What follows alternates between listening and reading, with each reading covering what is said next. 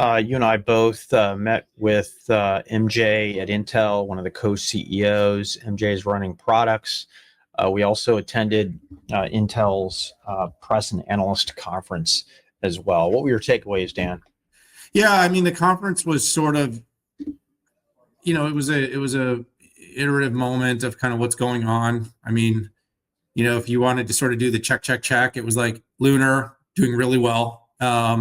Arrow, not as bad as people were saying. I think that was kind of the takeaway, is like that there's some, some of the kinks in Arrow Lake are being worked out.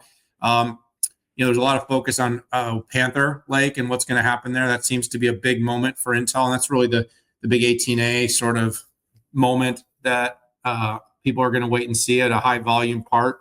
But also, Pat, I think you said this earlier. Maybe you said it online, maybe you said it offline. But I also think it was a really important moment for the company to refocus that it's kind of product first, process second.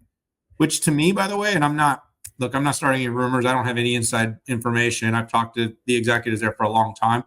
I think the separation / or spin is getting closer and closer. I just think like what I felt from that event was like product. Like this company is going to get back to its roots of strength in product. I also think it was pretty willing to acknowledge that a lot of its pain has less to do with the client and more to do with data center. The fact that it just doesn't have a competitive AI part right now is just absolutely killing the company.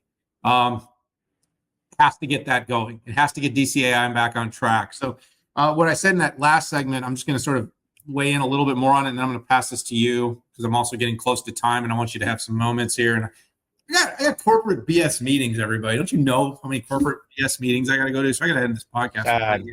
So much corporate crap. So sad. When I'm old, Pat, like you, I'm just going to pod all day. That's all I want to do.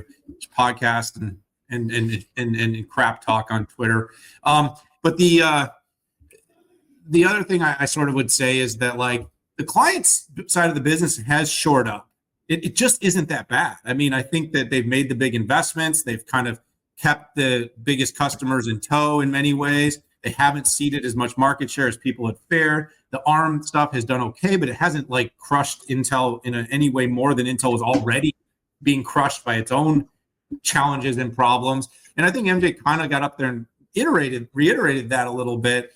But I still say, Pat, until they get something figured out competitive in the data center beyond Xeon, it's always going to be a problem for the product side. And I already said my piece about the foundry side. I just, I really have a suspicion and a hunch there, but I'm going to let that play out.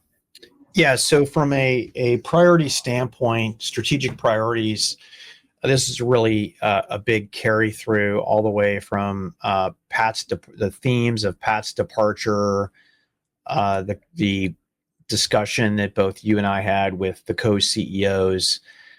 It's subtle, but it's important, right? I mean, overall, for Intel to fully succeed, it has to have competitive products, competitive process, competitive foundry. And my thought was that 75% of the focus before this was on foundry, and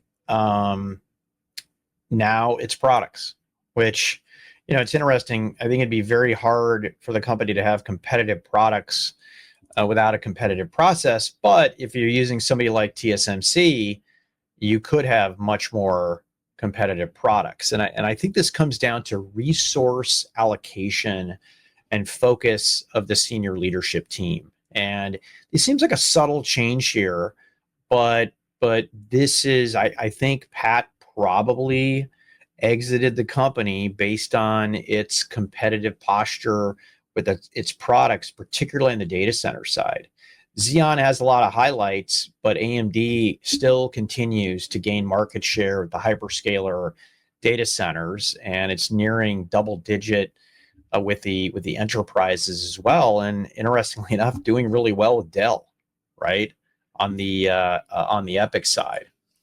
But I think that the one thing that nobody can dispel is that Intel missed the boat on a data center AI GPU, but somehow in the same period, AMD was able to turn their 64-bit high precision flops monster into a very competitive inference with low precision TOPS. And Intel will be coming out 1 to 2 years after AMD on this. And, that's probably a fireable offense, I guess, or, I'm sure added to the momentum for a management change. I mean, listen, the proof is in the pudding. I do believe that MJ is going to be listening more to customers, and she already has that reputation on the client side. And Intel is a very large organization. We'll see how quickly they can get this out. One thing that I find super interesting is that I do believe that the marketing and sales tactics are going to shift back to where I remember Intel being strong. I think that Intel is going to price their products to not lose any market share, particularly on the client side. We will see.